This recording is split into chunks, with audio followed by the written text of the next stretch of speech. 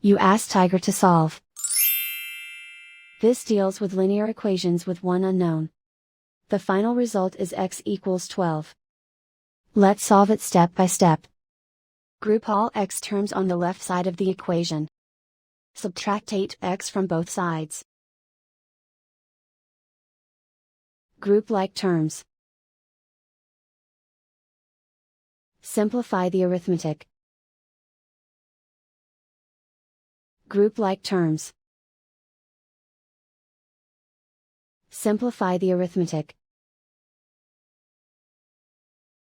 Group all constants on the right side of the equation. Add 79 to both sides. Simplify the arithmetic.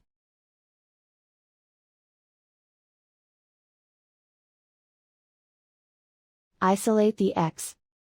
Divide both sides by 6. Simplify the fraction.